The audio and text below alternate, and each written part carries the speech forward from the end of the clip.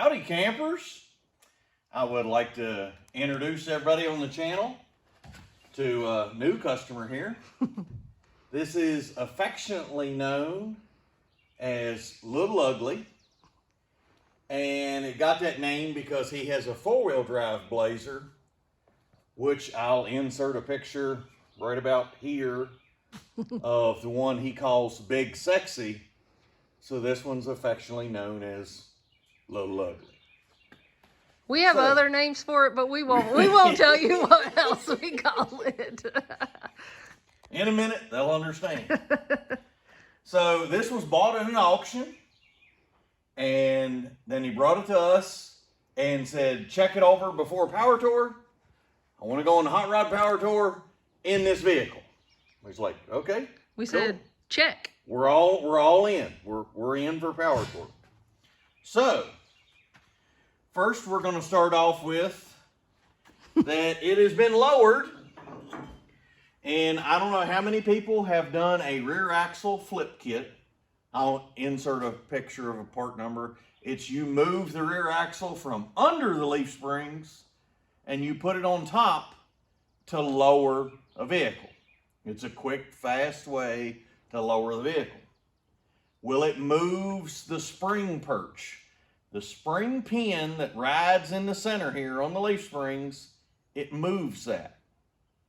Well, instead of buying the correct pieces, they decided that the rosebud torch or liquid wrench, however you prefer to call it, has, they decided to make their own correct alignments. Can we say?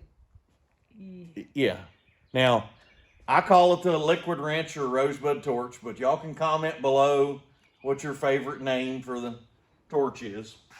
But what that did was the vehicle only has 254 miles showing on the odometer.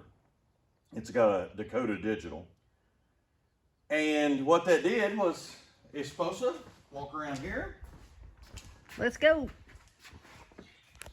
It had the rear end out, and it rubbed off all the letters.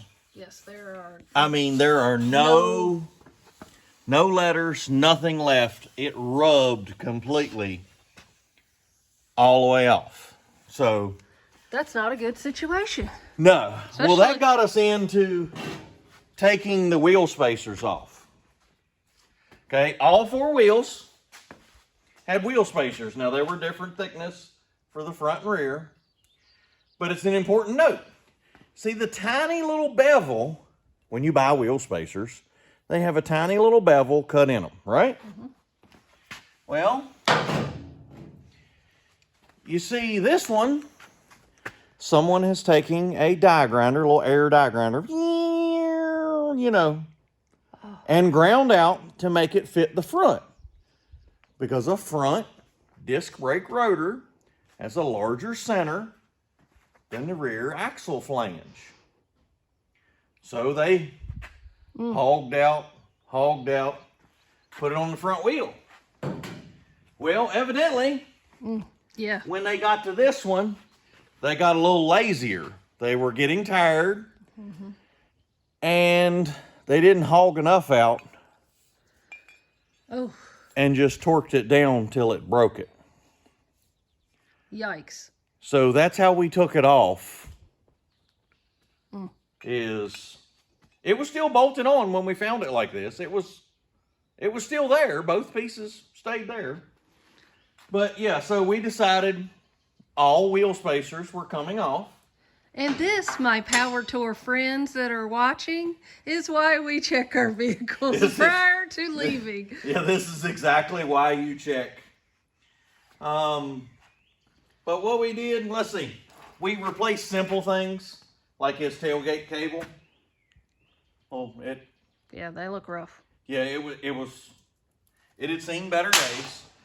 So we took off wheel spacers all the way around, and then we got underneath it, and they didn't shorten the drive shaft either.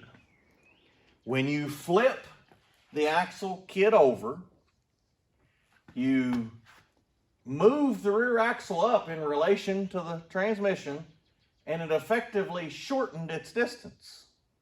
So, needless to say, the yoke was actually in this seal, and it was compressed like this and actually ate through.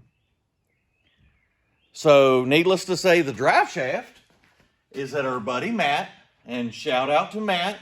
Yes. He's got our drive shaft right now. Hopefully he gives us a call like Monday, Tuesday, something, Wednesday, that our drive shaft is done and is now shorter, so that this won't happen. We went ahead and put a new seal in. And then we found out the horn didn't work because, namely, the owner said he had to have a horn. He had to be able to beep and wave at people. He had to have the horn. So we couldn't get the horn to work. Now we know why. But I have never, and I mean, I've worked on a lot of old cars. I have never seen a horn Yikes. on something this new rust this bad. I don't understand, whether they were spraying the front with salt water. I don't know what they were doing, but needless to say, there's why the horn doesn't work. So we've got another horn coming. Makes perfect sense. Yeah, it makes perfect sense why the horn didn't work. Well, there were several things that was wrong with the horn. As you can see, we've tore the dash apart, and it is a nice It is a nice Dakota Digital. Very nice. Very cool instrument cluster. They didn't cut corners on that. Not on that. No, they didn't. But we had to dive into the wiper switch. The ground is not making contact somewhere. So that's today's task, is to fix the ground for the wiper motor. But the horn... Hold on, I want to show them the interior. No, the seats are nice. I like the seats. I mean... Now, if anybody... All right, I don't know if this is custom or if this is a kit.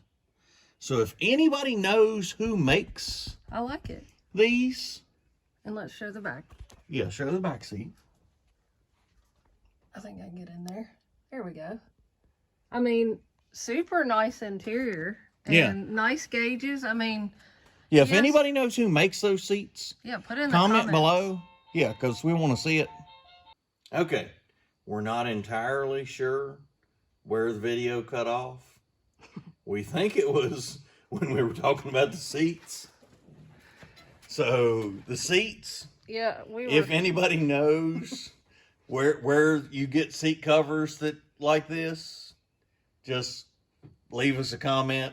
Let us know.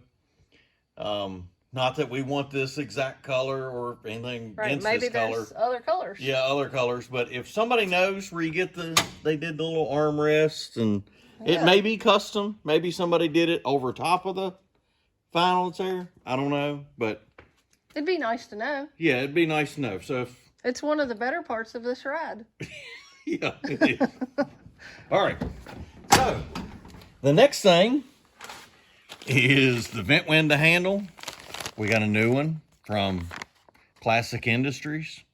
And the reason we had to get a new one is the old one was held in with a piece of baling wire. And needless to say, the owner was not okay with that. So we did have to get a new one. I don't have any idea why he would be upset about that. I don't know either. Just kidding. Just kidding. And we took the grill out so we could get to the horn. Y'all saw the rusted horn earlier, and I don't understand how. I mean, that's a little bit of surface rust, but that is nowhere near the rust that should be going on with a horn like that. So, not sure what happened there. But under the hood here, we have a 2000 Chevrolet truck engine, 5.3. According to the little HP tuners, we went online with a computer, and that's what she told us it was. And going by that it has the drive-by cable throttle body, I would tend to agree with that.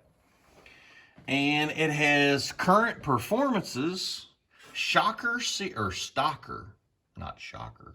That would go well with this vehicle, the shocker. Well, that'd be a bad name for a wiring harness. Shocker series. Oh, yeah, that would be bad. That'd be real bad. Okay, stalker series. Say that 3 times fast. No. Okay, so from Current Performance Wiring, and we looked up their little wiring diagram, and we had to find, they had the fans on all the time. So we had to dig out and find the wire to go to the cooling fan relay to come on at the temperature predetermined in the HV tuners. Don't forget the wiper. Oh yes, we have a new wiper motor, and remember we told you that there was a problem with the grounds that was the ultimate wiper problem? Yeah. The grounds for the body are not hooked up. Shocker. Yeah, shocker, shocker. And there's the wires there, they were just wrapped up in tape. I believe I'm gonna tape these up so that they don't touch anything, but I think that was from the old distributor that would have been in here for an 82. But it kind of looks like when they took the motor out, they did some forceful yanking, because you still see the crimp mark on the wire from where the factory ring terminal ripped off. They was in a hurry. They was in a hurry. And this was an interesting choice on the air conditioning compressor. I think they stuck with the factory one and just got a bracket. It's the first time I've seen someone put an R4, I think that's what these are, the R4s. I can't remember. But it's the first time I've seen this one put on an LS motor. Yeah, because ours don't look like that. No, normally people put a Sandon compressor on, but this is the first time I've seen one of these, the radials. Look, it looks brand new. It's still got the... Yeah, it's still got the little sticker on it. Yeah. Yeah. They didn't want to worry with that. No, they didn't want to worry with that. But yeah, so we're going to go through and hook up grounds, and this is no joke.